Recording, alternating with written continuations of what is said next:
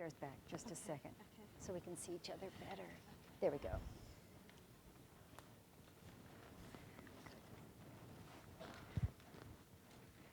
Welcome, everyone. I'm Swanee Hunt, and I have had the privilege of leading a program here for the last 10 years that was incubated at the Women in Public Policy program. And it's now, it used to be called Women Waging Peace. That's how it was born, and has become Inclusive Security. As an executive program, we have brought more than 800 women from 40 conflicts to this august hall. And this evening, does everyone have a program with descriptions? Does anyone not? All right. So I don't want to go and read through the bios, except to say that this is Josephine Abalang from South Sudan, and she works with the Vice President of the government of Southern Sudan. Ursula over there, Ashraf, who you're here for the second time now, from Afghanistan, and she has worked in terms of with humanitarian efforts, but out of that has come to focus on the stabilization of the country as a whole, looking at it through the eyes of what's happening with the women. Marini de Oliveira has come to us from Sri Lanka, and among many other roles that she has had as an advisor to various international organizations like UNDP, she has worked with the Parliament on their modernization project. But what I find really interesting is the training she does, which has been all the way from school children to the Sri Lankan army, working on violence against women as well as women and the law. And she's also taken this training out to local villages, so she's been able to adapt the training in Sri Lanka. I'm going to ask her and our guest from the Philippines to give you some context about those conflicts, because, did I say yes? Because we as a group know an awful lot about Afghanistan. We know a little bit about Sudan. We know very, very little about what's going on in the Philippines, frankly, and in Sri Lanka. And so Rufa Giam is from Mindanao. Now, again, when we think of the Philippines, we usually think of Manila. So to have someone here from Mindanao is a real, what shall I say, an honor for us, and a great chance for our education. She is the director of the Center for Peace and Development Studies at the university in Mindanao.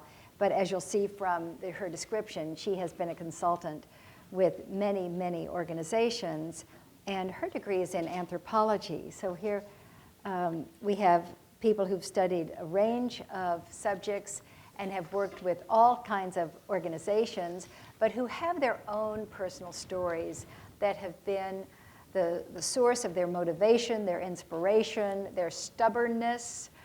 These are very, very intelligent women that we've been with for the last week. They are here, by the way, as part of a group of 19 who are from, let's see, you're from 6 more conflicts. And so it could be that the person sitting in front of you or next to you is one of these women. And so be sure and introduce yourselves. And I hope that this evening is really rich.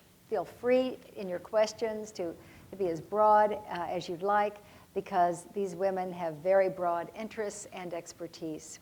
So with that, let me ask any of you who would like to start us off, and may I suggest that for this evening, that as you speak, you help us get into the scene in which you work, because we can all look at Wikipedia and find out something about Afghanistan or Southern Sudan, but what we need, I think, is to see it through your eyes, however you would like to do that. And then we can go from the close-up into the wider view of our topic of whether or not this administration can create a kind of security that will be inclusive if we understand what inclusive means, looking at your work. How's that for a task, okay? So anyone who'd like. I'll start off. Good evening, everyone. I hope everybody can hear me down there. Good evening. First of all, I have to say it's a great privilege, personally, for me to be here with the community of Harvard. The reason being, in Sudan, Harvard is regarded as not only just any other university, especially in South Sudan. It's regarded as a community of researchers and students and lecturers that do their work in order to impact policy in Washington. And it's also regarded as a place where emerging leaders of Washington in America do come from. So it really is regarded in that sense, and I'm so privileged to be here, and I'd like to really take this chance to thank Ambassador Hunt for this great endeavor of bringing us all together to not only be able to share our experiences with you, to be able to affect policy, but also we get to know each other and get to know what's happening in different countries. So personally, I'm very thankful. To start off, my name is Josephina Balang. I come from Sudan, Southern Sudan specifically. I come from a family of 5. I'm the firstborn. My second-born, my follower is called Grace. She's in Canada. She's an MP in Sudan right now, and she's the youngest MP in Sudan. My third follower is also a girl.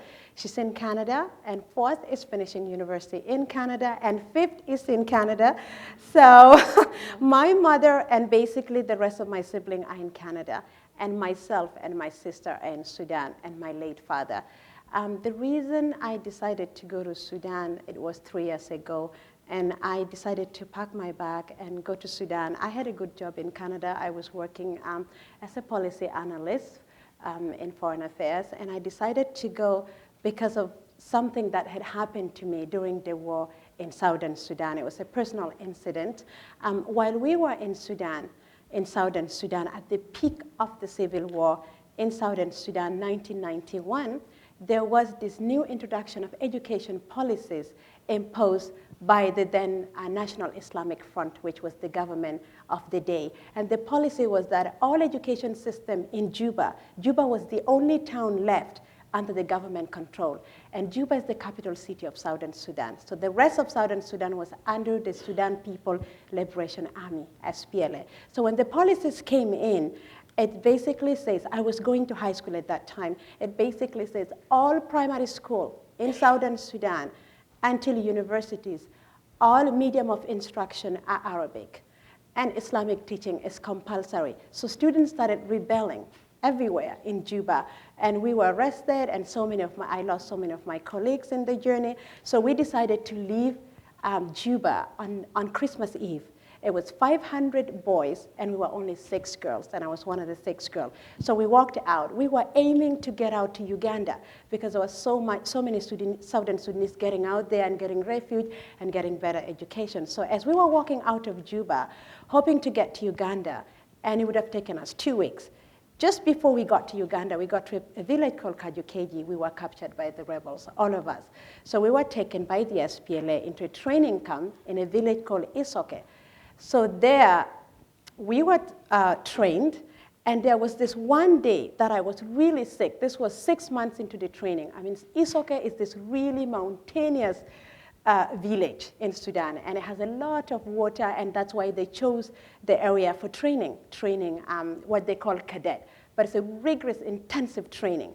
So I was really feeling sick, and the 6 of us, we were put in the house of the commanding officer of that training center, the 6 girls, to protect us from other military officers coming at night or rebel. So I was sleeping in the morning when I heard footsteps of what we call the Red Army.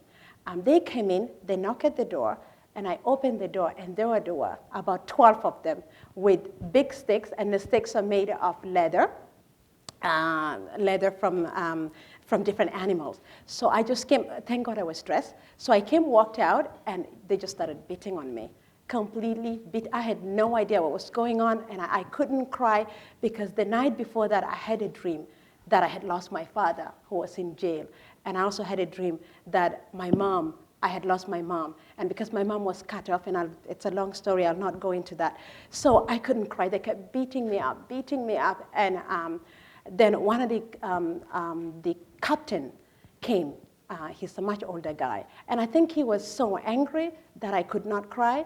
And he just started pushing me. And I remember just getting up and just pushing him and saying, look, I know you want me to submit so much to your power. And I know I've been told that this is the way you treat people with malaria so that nobody falls sick of malaria because there's no access to clinic here, but I'm really sick.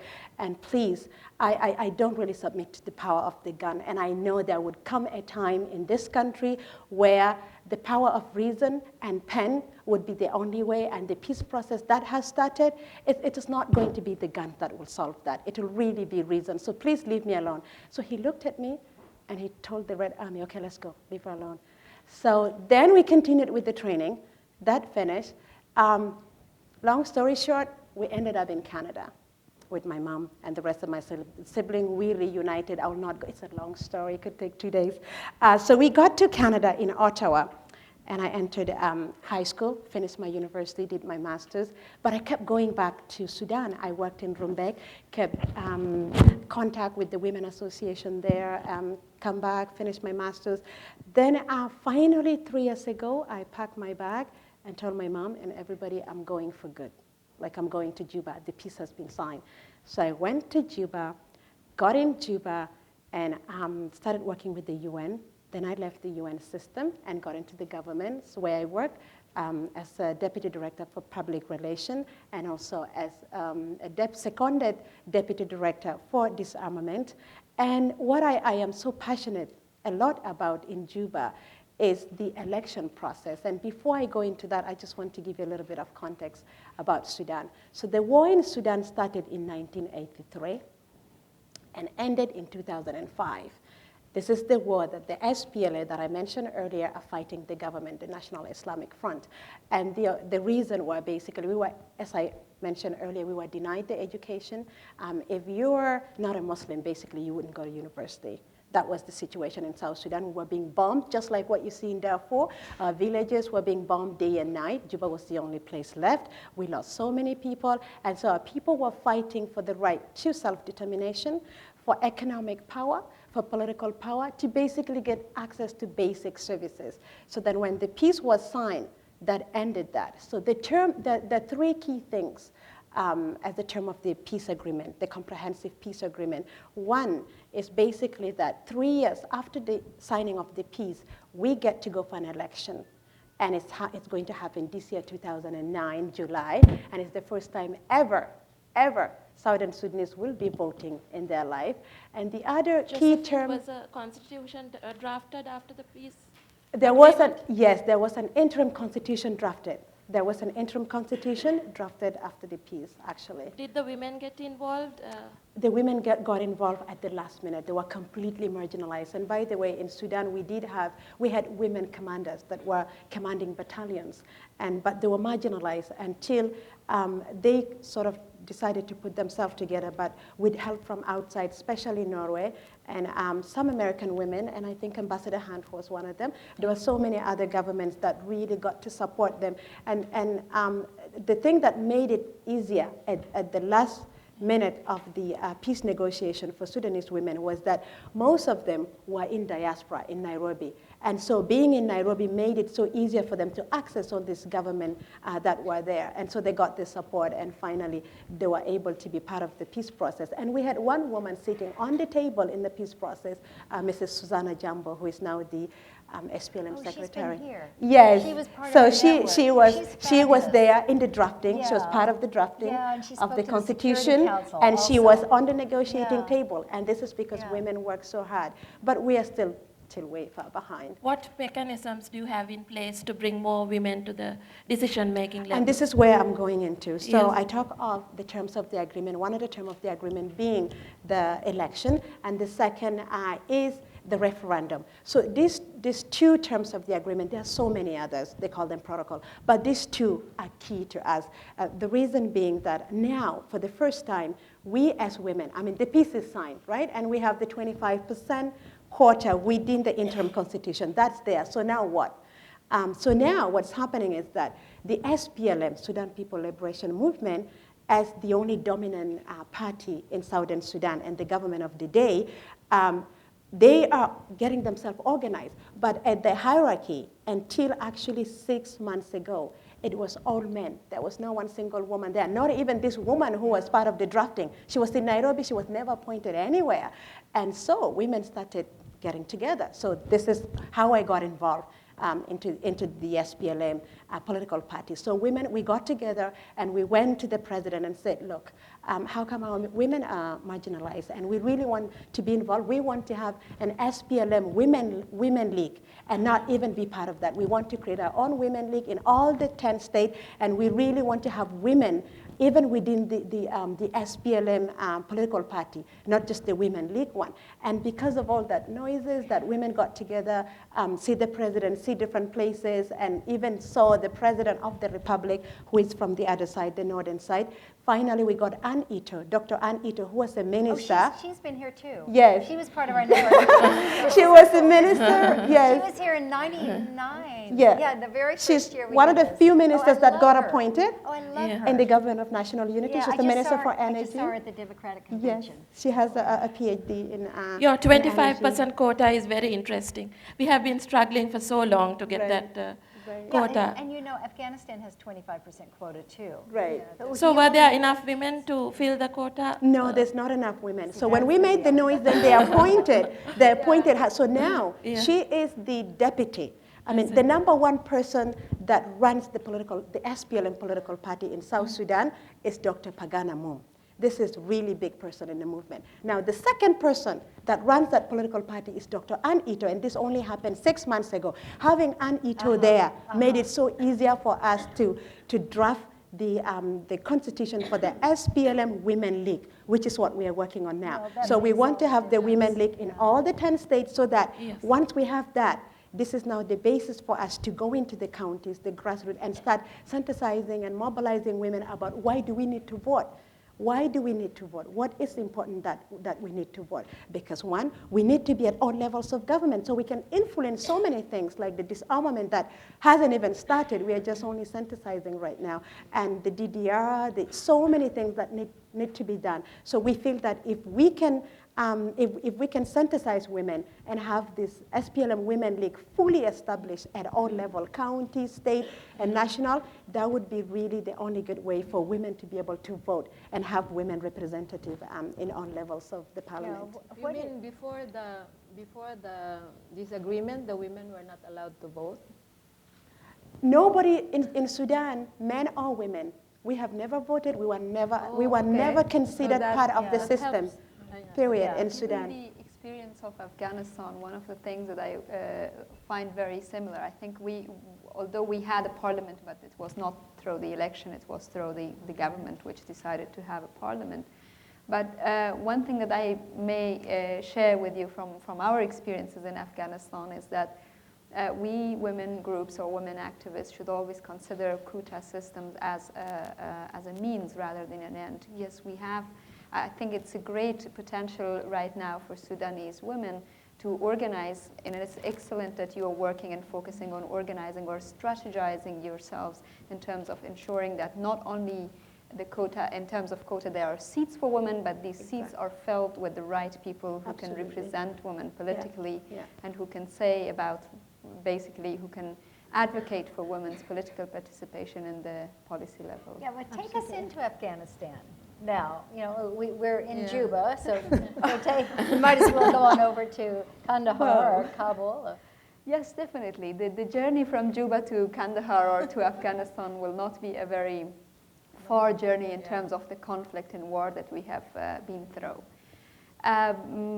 Probably people here, given the fact that Afghanistan is becoming like the major focus of the whole country and its foreign policy, have more information about it or more awareness. One of the examples is today's New York Times front page. I opened the door this morning and I find the New York page front page not only discussing about Afghanistan in general, but surprisingly, after a pretty long time, we see that there is a women's an article that is discussing about women, which takes me back to where I would like to share with you a story. So the article, by the way, for those of you who haven't seen, is discussing about the girls who were attacked by some armed men in southern city of Kandahar.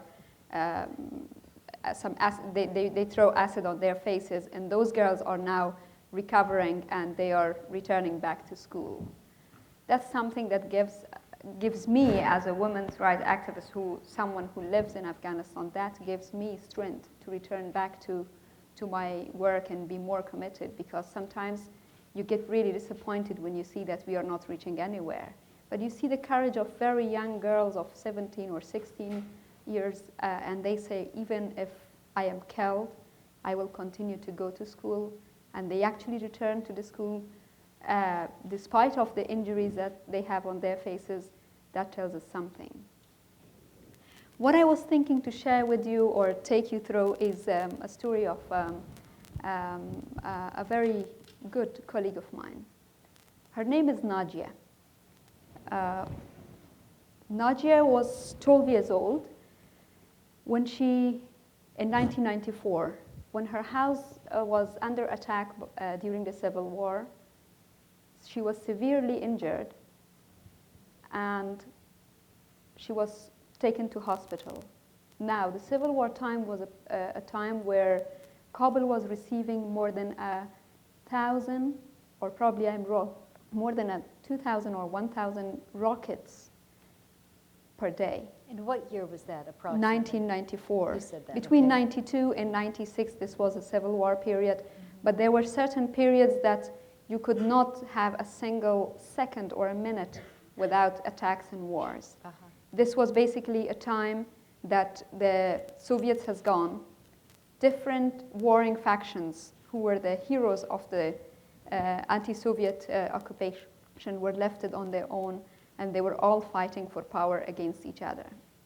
So Nadia's house was one of those houses who was hit by one of these rockets, and so she got injured and she was hospitalized. Most of the injuries for Nadia was on her face and her head. So the doctor asks the family that she needs blood. Usually, I'm sure for those of you who are familiar with the war situations and such kind of war situations, there are not enough bloods always in the hospital. So the doctors approach the family and says, we need some bloods. And Nadia has an older brother, maybe in her 19 or 20s. So the mother goes to send the son to come and donate his blood to Nadia. The brother takes the bike to come to hospital, but he never reaches the hospital. After so many days that the parents trying to find, of course, they have Nadia in hospital, they have brother disappeared, and at the end they find the dead body of the brother. The father, Nadia's father, finds dead body of Nadia's brother on the street. Of course, at that time, nobody knows what has happened, but basically, they would stop you for your bike. If you refuse to give your bike, you could be dead. Nadia's injuries, little by little, recover. She recovers, she returns home, and this is a time that she is informed about her brother, that he is not anymore there. Usually when people die, when men or women die, there is a special ceremony that we have that we decide to donate or to give their clothes back to the similar children or children of the poorer families on the street or in the community. So what happens that the family, the mother comes and says, we have to donate your brother's clothes to the neighbors. At this stage, at the age of 12, Nadia decides to refuse that and says, don't give my brother's clothes to anyone else. I want to wear them, and let's tell everyone that the person who died in our family was not Nadia, was not Assad, my brother, it was me. Of course, during the time of war, families and relatives did not have this access, so they agree. And the other reason for this is the fact that after her father, who was a civil servant at that time, after he finds the dead body of his only son, he's in a shock situation, and he's there, physically he's there, he's still there, alive, but he is not able to do any kind of work. He's just like a body there, physically unable to do anything. So she decides to turn in herself from Nadia to Assad, her brother. And they moved their house from there because the house was not in a place which was safe anymore. So they said in order to also reduce the risk of relatives or neighbors knowing about it, they go to another place. And so Nadia continues to work, and this is now the Taliban time, the time that Kabul is occupied by Taliban. It's 96, 98 I'm talking about. During all these years, she continues to work as a man. One of the usual works that she did at that time was working on the farms, because usually people there were no any jobs in the country. So when you will see Nadia's hands, they were not looking like my hands. They were men's hands. Why I'm saying this? Because usually men are involved in the kind of physical work, or that makes them more stronger. So when she shakes hands, you really believe that this is a hand of a woman.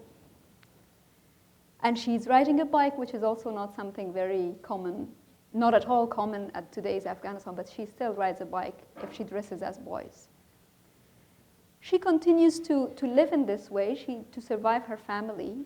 And my organization, Humanitarian Assistance for the Women and Children of Afghanistan, we find her during one of our projects when we go for an interview, looking for an interview with a woman. We find her and we ask her to come and join us. At first, she says, my priority is to complete my education. After the fall of Taliban, she of course returned to school. And there again, this girl, without anyone's consultation, without having anyone like an advisor or someone really scholar or educated person to advise her, but she had this level of understanding that she decides to basically go to school, and she decides that in the school she has to be a girl. Because if not, what happens to her when she gets older and older? So she dresses as boys, enters the girls' school as a cleaner, and then puts her white scarf, because the girls' uniform in Afghanistan is usually black, so if men and women can dress in black, so she doesn't find any problem. And in this way, she completes the school. The first time we approach her, she says, I just want to complete my education. Okay, she finishes the high school with really good results, and she comes and joins us to work. One of the first assignments she has is to work on a peace building project. This is a project that my organization, HAUCA, or as I mentioned, Humanitarian Assistance for Women and Children of Afghanistan, is initiated to work with children in terms of anger management, peace building, and ensuring that children are learning about peace besides all other subjects and discussions that they have in the formal school system, but we rarely have subjects related to peace in our formal education system. What does that mean? I don't understand. What does learning about peace mean? Learning about peace means how to resolve the conflict. How to, for example, in the children's level, usually they have role plays and they play games that tells them, okay, if you want to compete in one thing, what is the usual way that you go? Some of the usual way in a country affected severely by war is to fight.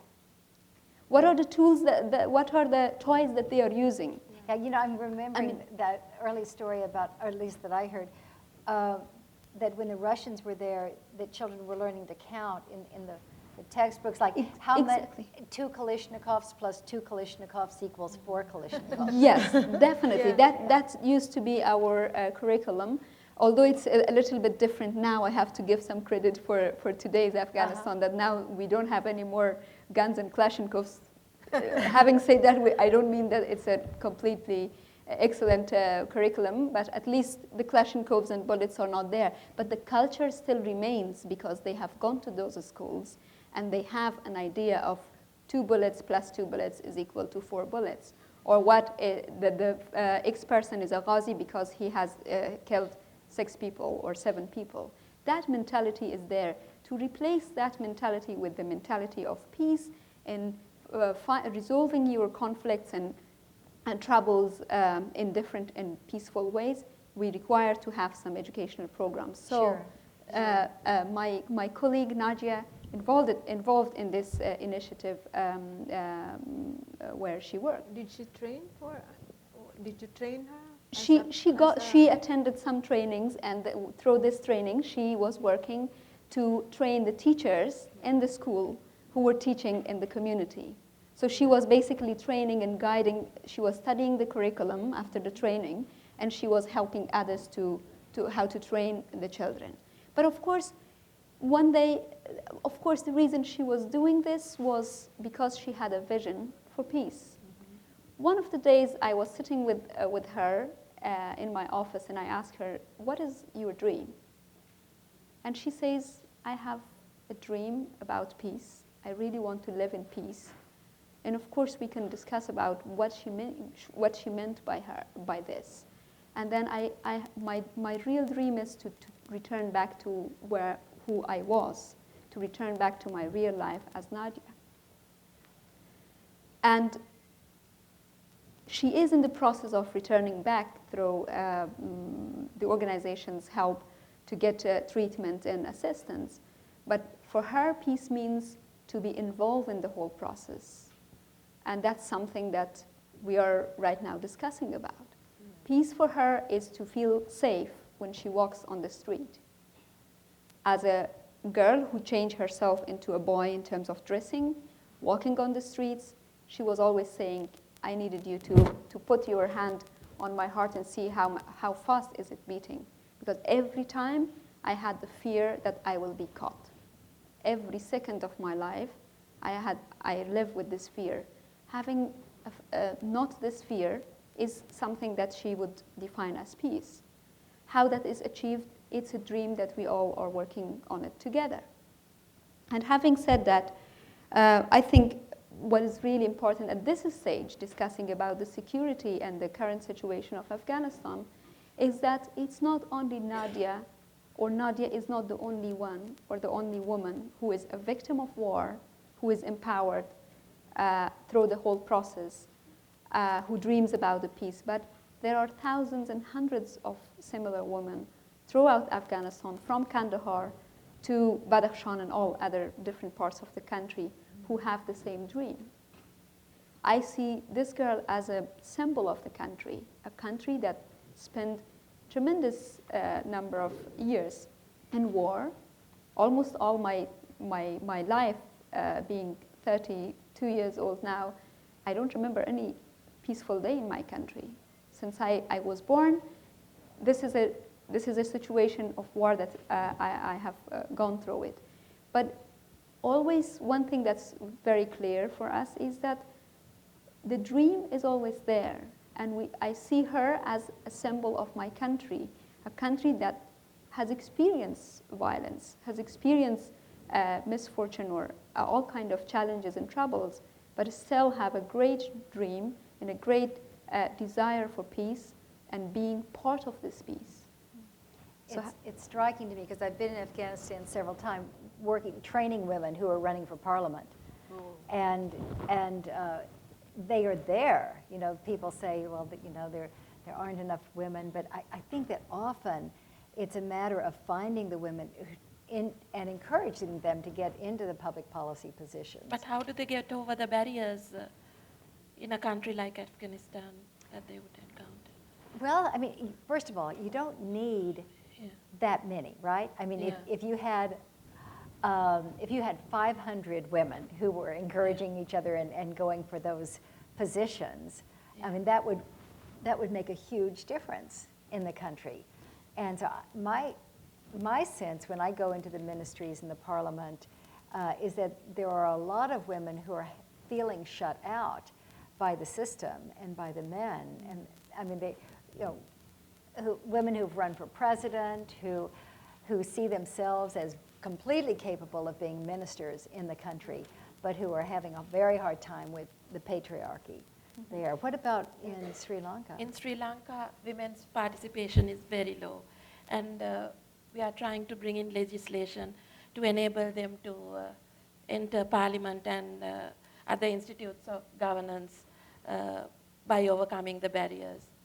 The conflict has been going on for over 2 decades, and it has affected the Sinhalese, the Tamils, and the Muslims equally. So many have been killed, and there has been loss of life and limb, disappearances, abductions has been the order of day. When you go out to work, you don't know whether you'll come back because bombs keep going on in different cities. How many people have died? Around 60,000. There are no formal statistics. Just before I came, I inquired from the Department of Statistics. They say, how can we go to where the conflict is and conduct surveys? In the jungles, so it's much of not it, practical. right. Yeah, I wonder where the Tamils control which part of the country. The northern part, So- and the government troops are fast acquiring. But in terms of proportion of population, I'm trying to relate this to the experience in Yes. Mindanao in terms of majority-minority relations. Yes, 8% of the population. Tamils, Tamils. and the majority is Sinhalese. Okay. Sinhalese. The dominant government is Sinhalese. Sinhalese, yes. So there's a war being waged Yeah. by one set of citizens against another. Yeah. And the most affected are women and girl children. But they don't have a voice. Whether they are Sinhalese or Tamil, they don't have a voice to say, we've had enough. We want peace. Let's get on to the negotiation table. And is that at the lowest levels of government as well as the highest? Yes. Because, in fact, at the highest, you've had women presidents. Yes. We've yes. had women presidents. How In many? fact, Two? one author, Kumari Jayawardena, who was the pioneer of the women's movement, says in a book, it's a country where women rulers rule a patriarchal society, and where ahimsa is the theory, but in practice, what is practiced is violence. So ahimsa or non-violence is a theory because it's a land of predominantly Buddhist island where you preach compassion, love, and ahimsa, but there's bloodshed and war. So the women's movement have been very active and has been training women at grassroots level to take part in decision making and also in peace building. And it is heartening to note that in Parliament, out of 225 parliamentarians, there are only 13 women. 1-3. And they belong to diverse political parties. And when I was working in Parliament, I'm very proud to say that I got these women of different political affiliations to form themselves into a parliamentary women's caucus, so that once a month they put their different political affiliations aside and they sit together and discuss how they can work on women's issues. That's really, so it's about 5%. And meanwhile, Afghanistan is 27%, 26%. How many? Right. We have a quota of 25, but we ended up having even 1% more than that because some women just won even higher votes than men in some provinces. Right. What about in We don't Philippines? really have a quota, but because women have been freer in, running for political office. But the sad thing is, like Sri Lanka, we have been probably the only one of the countries in Southeast Asia which had a succession of, not directly, but 2 women presidents who were elected after the male predecessors were discredited. And so we have that distinction, but still, it doesn't mean that we have, I think we're better off in terms of having 25 in Congress, which we call lower house, because we have a unitary system. But in our Senate is only 4 out of 24. Well, Rufa, what difference do you think it makes to have women in policy making? I mean, or does it make any difference? Is it enough? I mean, is the main thing to get a woman president? I mean, is that what you strive for and then the rest takes care of itself? Or do you need to push up and have a whole women's movement coming from the bottom? I mean, how do we In make our it- experience, it's not enough that we put a woman in a political position, because it doesn't necessarily follow that the woman brings with her the concerns of the women.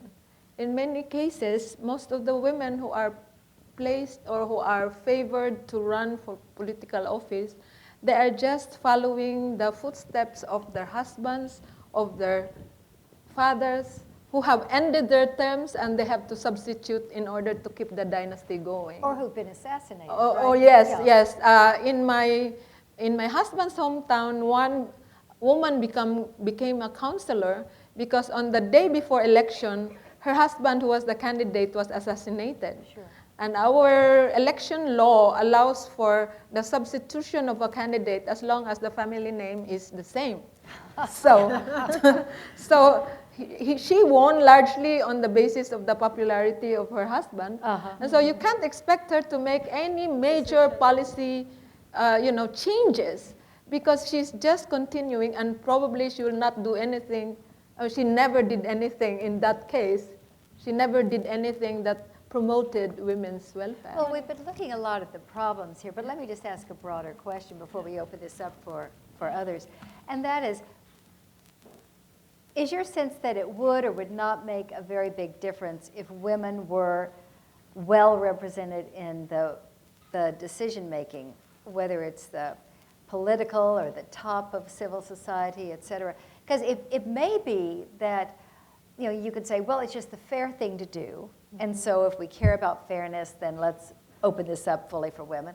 Or you could say, well, we need to draw from 100% of the talent pool. So we're going to get, better thinking and, more talented people. Or there's an argument, and I'd really like to hear yours, that, well, women actually bring something different, because of the way they're socialized or biological or whatever. They bring a different perspective, or they bring different characteristics. I'd love to know where you all I think come in the out on that. Gabriela movement, Yeah. it was totally different. The women who came through the Gabriela party. Yeah, we have a party list. That's one benefit we have over the other Asian countries, I think, because we are allowed to draft candidates from among the different civil society movements. And if they get a certain percentage of the vote, they're entitled to 1 or 2 seats, depending on the percentage that they get. And so far, we were able to put up several party list candidates. But this is true in the lower house of Congress, which is not true in the Senate. There's no party list for the Senate. So it's only Congress. Yeah, but to my question, though, about, I just would does like it make to, a difference, or would it, or not? Or? Yeah, I think when we are discussing about women's inclusion in the whole security process and ensuring that, ensuring security only with women's participation, it's not because women are victims or they are the poor, helpless people who are out there under depression, and just for the sake of making them happy and making them feel less depressed, let's include them. This is not the fact. At least I'm 100% sure about myself and my country, but I'm sure, having heard of the stories of women's roles in all other countries presented in this stage and also presented here in this among yourselves, among the audience, I'm sure in none of the countries this is the case. Women, it matters to have women in the policy-making level and ensuring a real security, because women bring a different definition of security. For women, it's not about military solutions. For women, it's not about which group should take what amount of ammunition and arms to make sure that they are securing the country. And by the way, the ammunition or arms are not securing the country. They are still there to create more risks for the country. What brings women are bringing change. They are bringing a different perspective. They bring a human face to the security, something that unfortunately in today's world we witness, which is absent. Yeah, indeed. I would add that. Okay. I would add that numbers do matter. It's good to have many women, but it's not necessarily about the numbers. It's about the ability. We need qualified women, because like in my context, we have the quota, but we did not have qualified. So we need capable, qualified women that are aware of the situation. It's not just about having women there, 25% or 26%, as it proved in the case of Afghanistan. It was not effective. But numbers matter, and it really does matter that women have to be included, because women have a holistic, like she said, a holistic approach to security. You know, it's about access to basic necessities, which is really what security at the end of the day is. To be secure means, you know, have access to education, to health, to all those things, and of course have your borders secure from any external aggression. So women have that, and plus, like in Sudan, we are 60% of the population in Sudan. Now, if you exclude that 60% and you only deal with the perspective of the 40%, then I think that's the real imbalance. It Similarly, in Sri work. Lanka, women are 52%. And I think women decision makers should network with civil society, with professionals, with grassroots leaders, because they are the nerve endings. The women in parliament can't go out to the field and find out what's wrong with other women. Yeah. They should network with the different kinds of women. Yeah, then they would be effective leaders. In the Philippines, maybe we can say that much where Gabriela and other civil society organizations in the Christian part of the Philippines. But in Mindanao, where I come from, it's a different story because, like, for example, I'm specifically referring to the Muslim-dominated area of Mindanao called the Autonomous Region in Muslim Mindanao, or ARMM, which is, many of us think that it's only autonomous in name and not in practice. Because still the policies of the whole region is dictated by whoever sits as the president of the Philippines, including who runs for office as the governor of that autonomous region. That autonomous region, by the way, was created after the signing, even before the signing of the 1996 agreement, but it has its roots in addressing the grievances of an excluded Muslim population whose right to self-determination has not been recognized by the Philippine national government. So in September 2, 1996, was a historic time for the ARMM and the other Muslims in southern Philippines, because the Moro National Liberation Front signed a peace agreement with the Philippine government. However, as I often quote in my writing, even before the ink has dried in that peace agreement, hostilities resumed, because the MNLF has since factionalized, and it brought about the organization of a faction called the Moro Islamic Liberation Front, which launched hostilities against the Philippine Army in 1997. So there was nothing final in the final peace agreement. And in 1997, when in 1998, a new president was elected. And this was the former movie actor. So it's not only the US who has a former movie actor as a president. We have a former, very popular movie actor that succeeded President Ramos.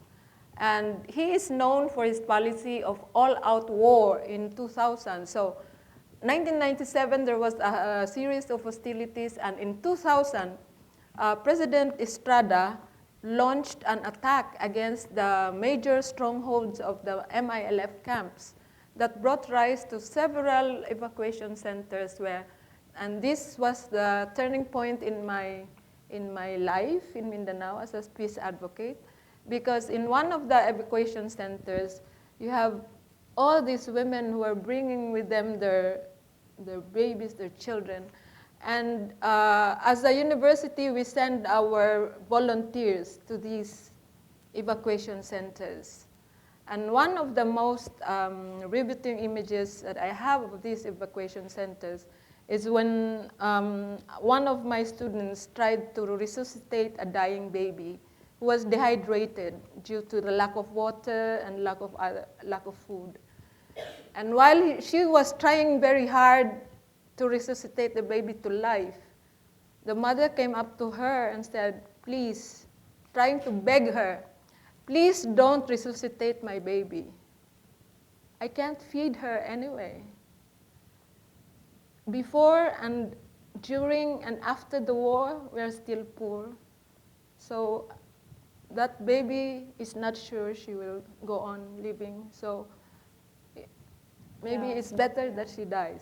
You know, Rufa, as people come up to the microphones to ask questions, I'm reminded of this whole question of security. What is the meaning of security? And one of the women who was with us before made the statement, what does it matter if my child dies from a bullet or my child dies, you know, from starvation? You know, my child is dead. And so there's this whole different idea of security. And so if anyone would like to ask a question, this is a good time, and beginning there with Ruby. And if you'll identify yourself and make sure that for everyone, if you're asking a question, it ends with a question mark. Hi, I'm Ruby Ajani. I'm a mid-career at the Kennedy School. And I've been in class with you guys. I just wanted to say you guys are an inspiration. Thank you for coming. I mean, you guys are heroes. My question to you is, how some of you had mentioned in the class how our US policies are affecting the conflicts in your countries. Can you tell us how they're affecting to the rest of the group? And secondly, what do you expect Americans to do to make sure that conflicts don't get worse at your end? So what is your wish list when you go to Washington tomorrow or next week? Thank you. First? Okay, in the context of Sudan, I have to say that although the Bush administration was not popular here at all for the past 8 years, it's the opposite in my country. Because absolutely, in Southern Sudan specifically, and I know you don't want to hear this, but it's fact. So when the Bush administration took over from Clinton, what happened was immediately, and for their own interest, got involved in the Sudan peace process, just heavily got involved. And they push it, peace has to happen to Sudan, and it was great. We got all the funding, and that's how all the women organizations got the funding. We were mobilized, they were with us until we got the peace signed. And they kept following on the implementation. I remember the first time ever any Southern Sudanese saw, we had I think it was the vice president. He came all the way not only to Khartoum, where all the previous US high-level delegation used to end. They came all the way to Juba. And you know what Juba means? I mean, Lena has been to Juba. It's this big village with few little semi-concrete houses. He came right there and slept there. And it meant so much to Sudan. So people in Sudan felt that Republicans did a lot of good job. And now people feel so uncertain with the new administration, because what had happened in the Clinton era was many Southern Sudanese felt that the focus for Democrat was so much on trade liberalization and getting all the labor and getting all these trade deals and oil and businesses, and they never paid attention to Sudan. So in Sudan, people are so uncertain about what this new administration would do. Would they help speed up? Because now we are in the second phase of the peace process, which is the implementation. Will they help speed that up? What is the future going to be? Would they help us with the election? Would they help us with the referendum? Would they help us with the issues to do with the Bay and the border demarcation, which is a key protocol in the peace process? So people are feeling so uncertain that, oh, here comes back the liberal, and we don't know what's going to happen. But we hope that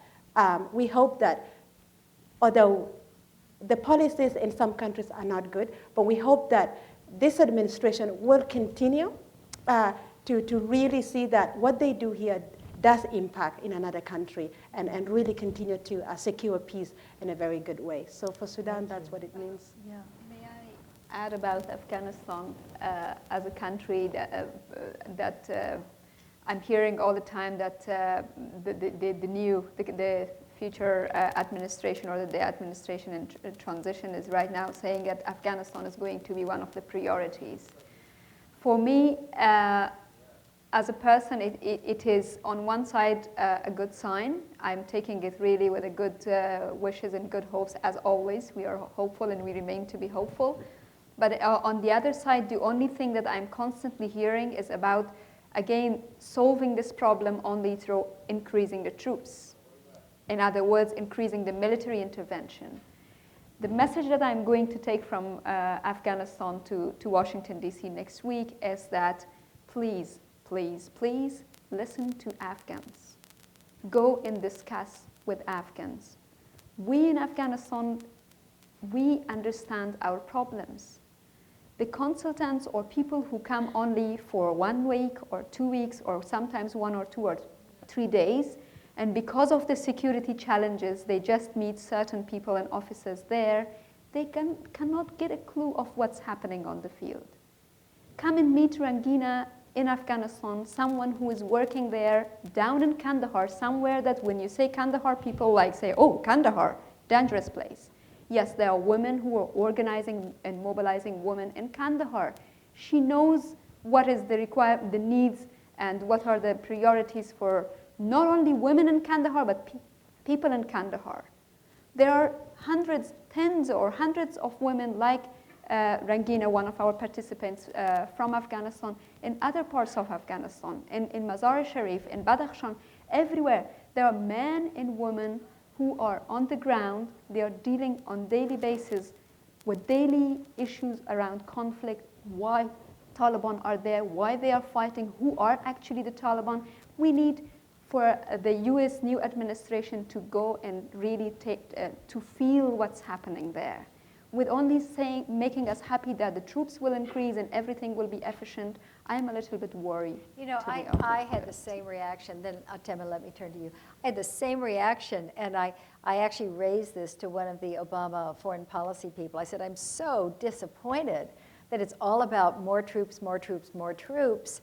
And what about the people? What about civil society? What about some kind of mechanism?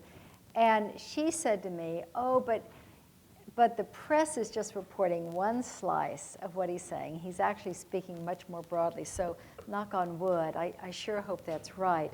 Atema, how many countries in Africa have you worked in? Almost all of them except Libya, because I can't go on record saying I worked there. Oh, okay. Atema Clyde, would you introduce yourself? To me, I wanted to respond to the... Oh, but you first have to introduce yourself. Oh, my name is Hatema, and I was one of the first facilitators of Women Waging Peace. I now work as a program director for the Unitarian Universalist Service Committee. I want to respond to the question that, do women matter? I think we are asking the wrong question. And I think we should... When men started going into parliament, did we ever ask, do women matter? Do men matter? Why is it that when women have to take part in the leadership of their countries, that we have now to ask? Then comes to that thing of, are they qualified?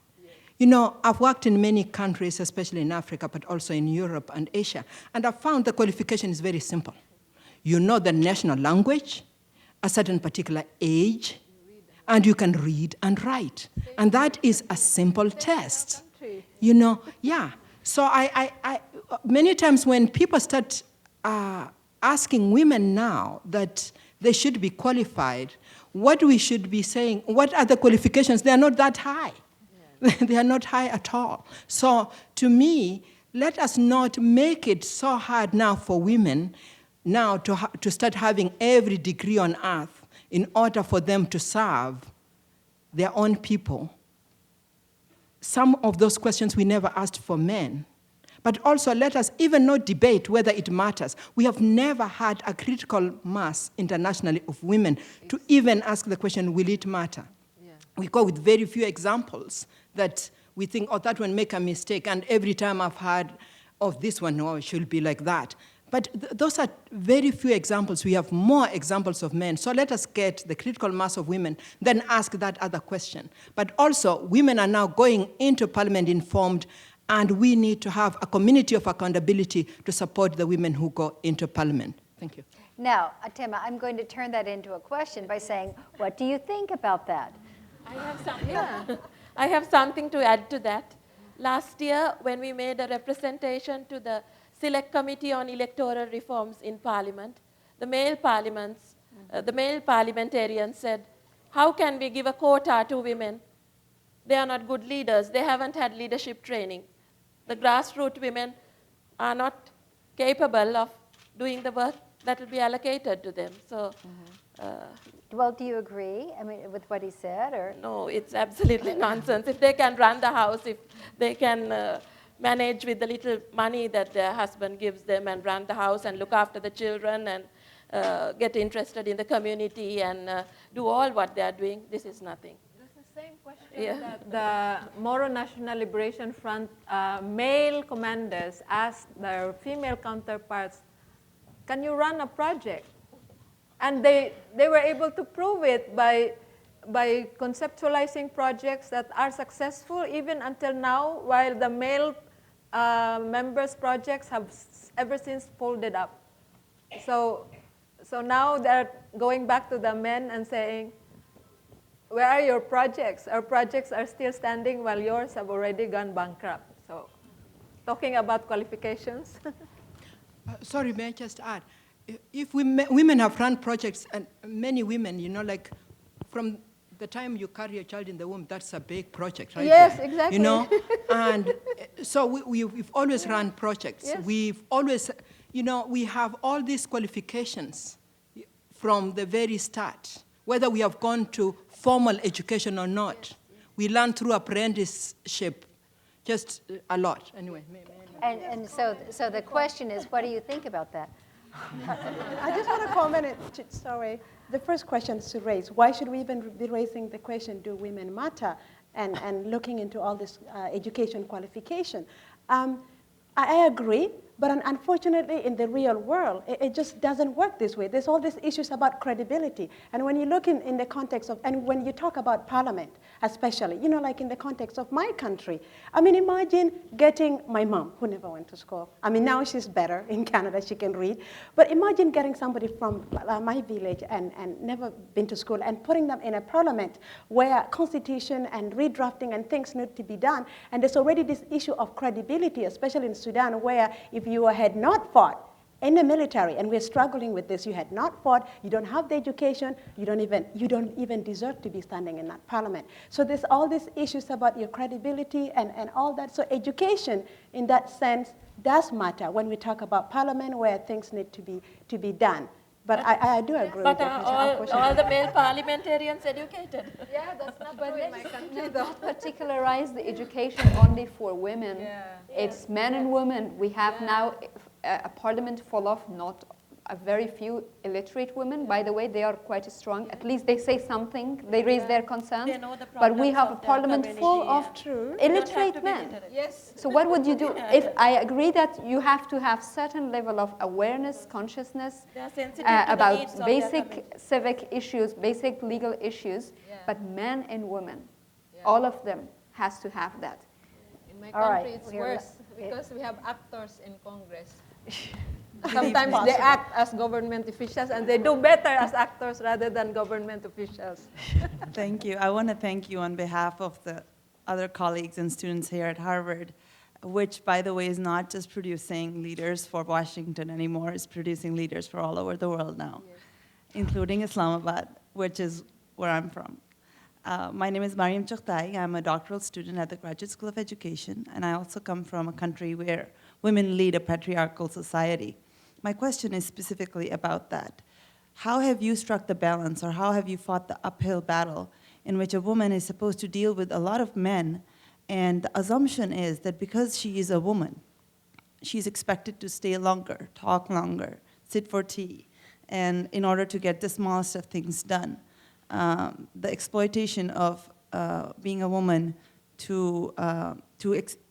I guess my question is, how do you maintain your self-respect and your values in a patriarchal society in trying to make change without it being up for negotiation or discussion that you would make any concessions on your morality or your ethics?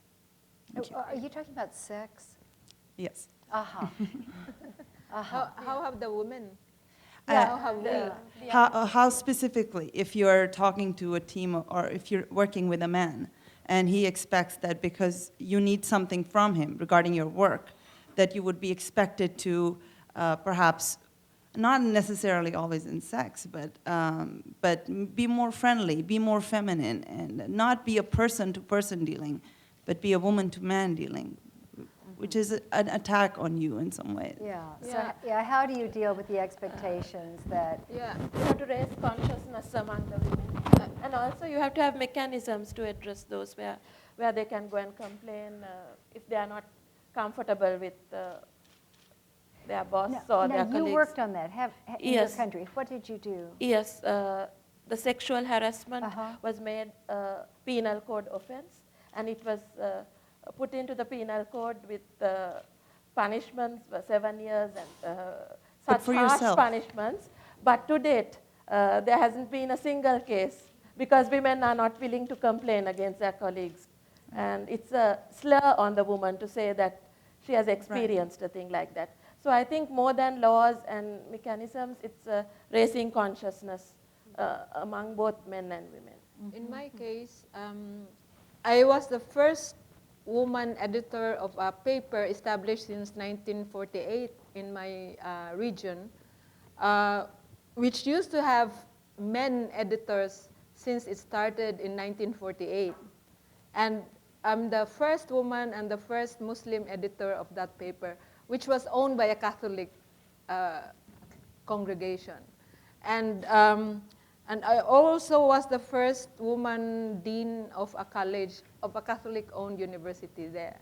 And for the first time when I wore the veil, the head veil, my husband was congratulated by the religious leaders. Congratulations, you finally convinced your wife to wear the scarf.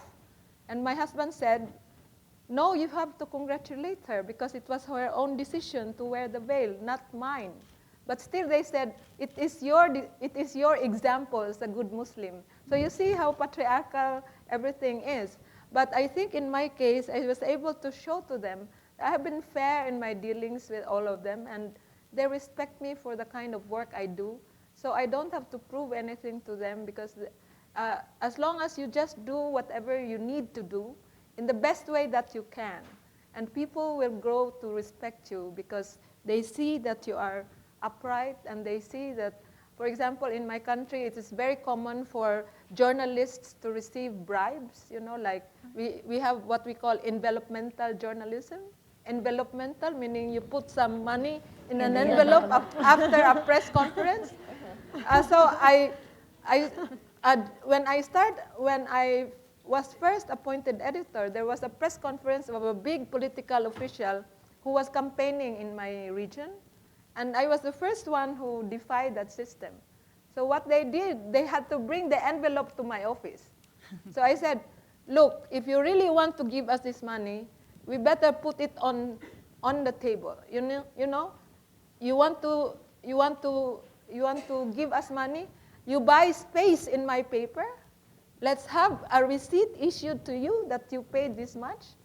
And we give this to the paper, not to any one of us. Although, of course, my male staff, all my male staff said, you know, Mom, you could have received the money because we wanted to have snacks.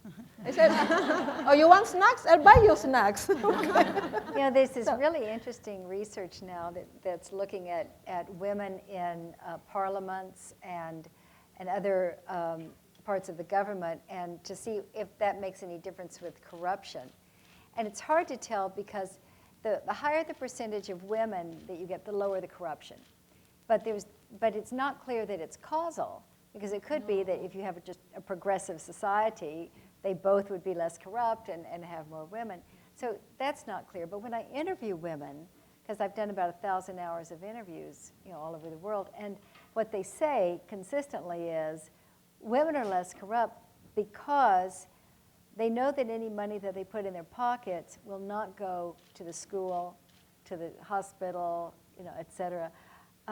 So because they're more community oriented.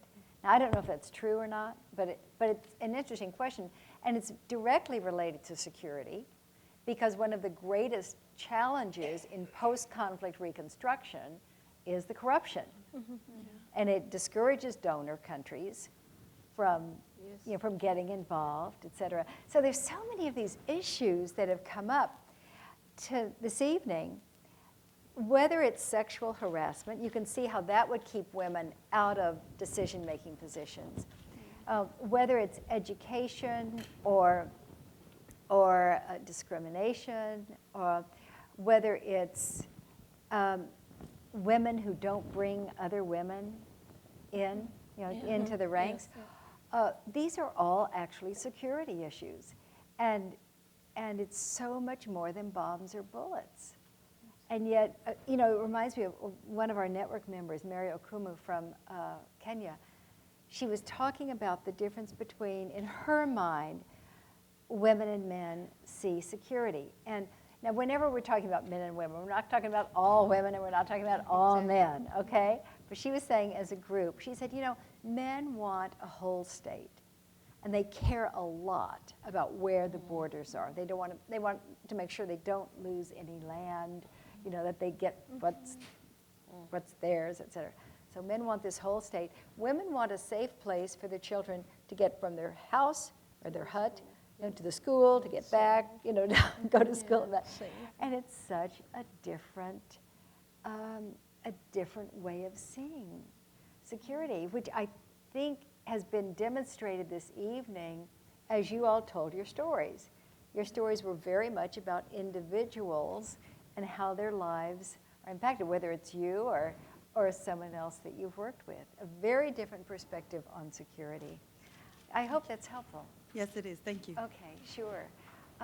Yes. Hi, I'm a little nervous. My name is Carolina Infante.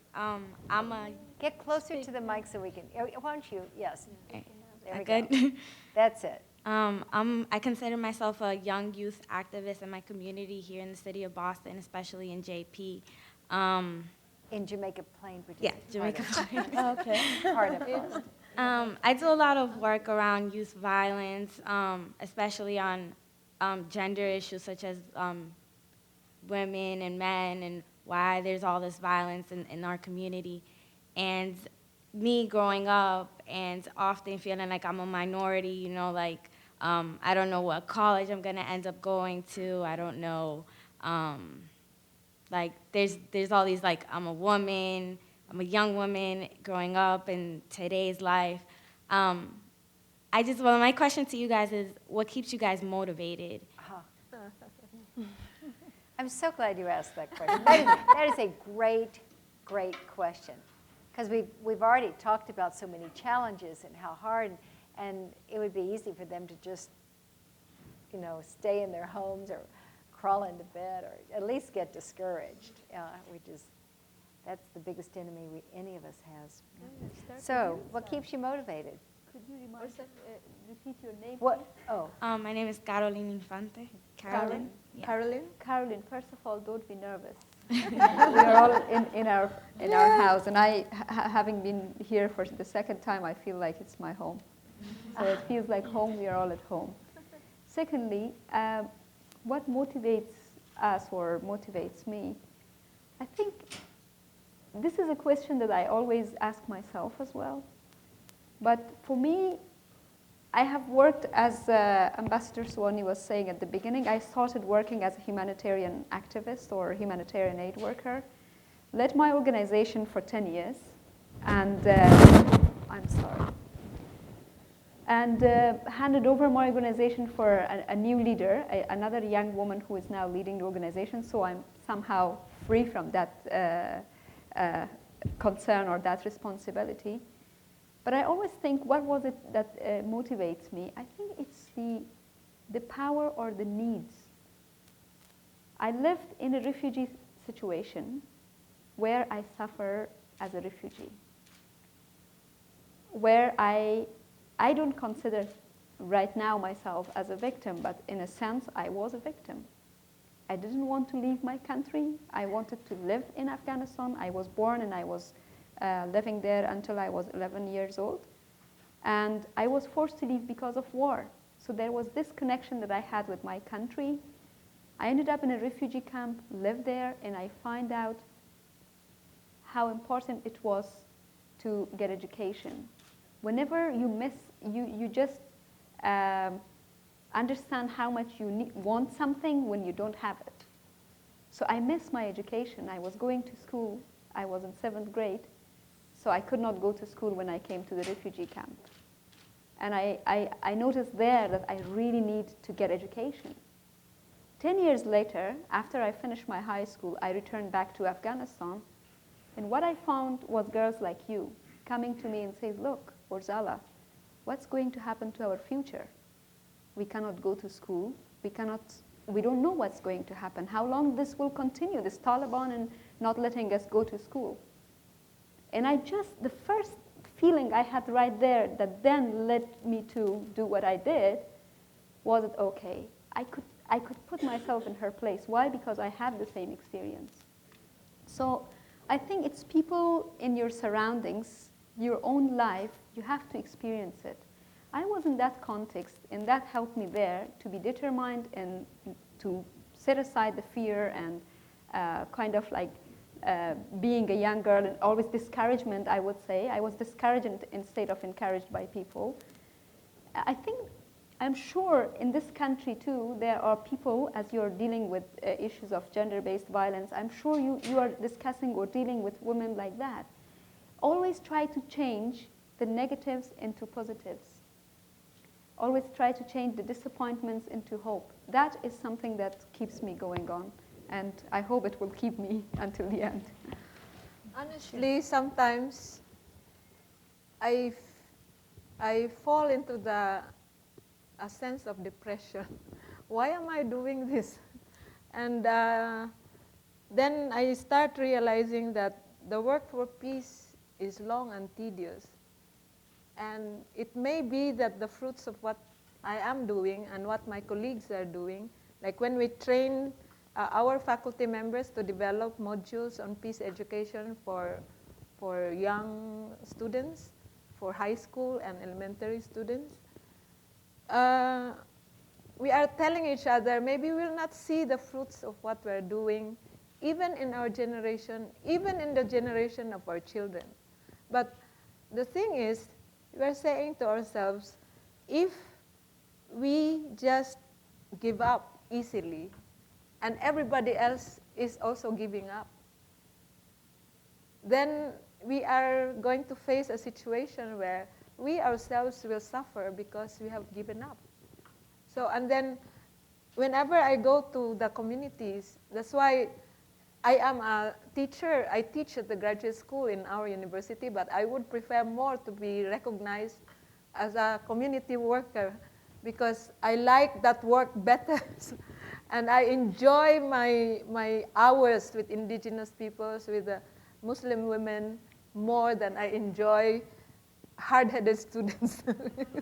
So, but I mean, really, so every time I visit the communities and see how people persist in their life no matter how hard it is, I'm asking myself, here I am, I'm more privileged than they are, and I easily give up.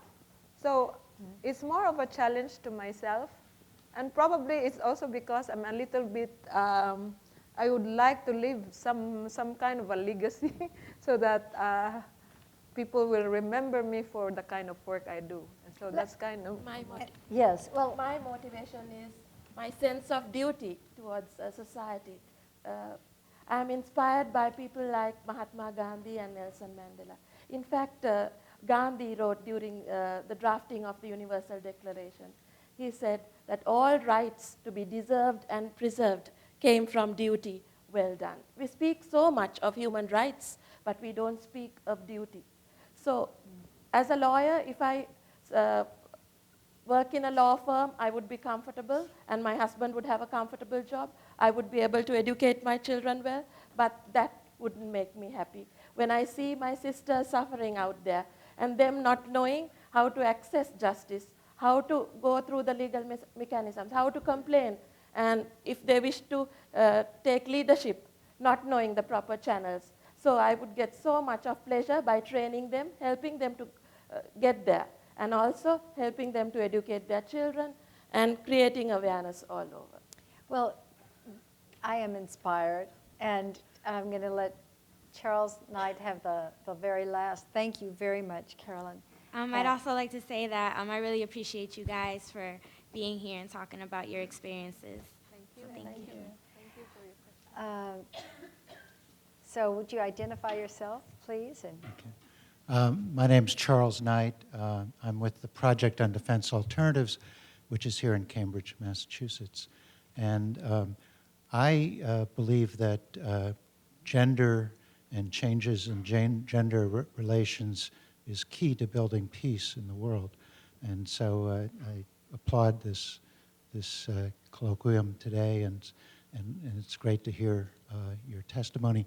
Earlier we touched on this notion, which has been around for a while now, that it's not a notion, it's a truth, that security is experienced. Security relates to things on many levels, all the way from the personal, all the way up to the state, and in many different types of human relations. So I think that's an important observation.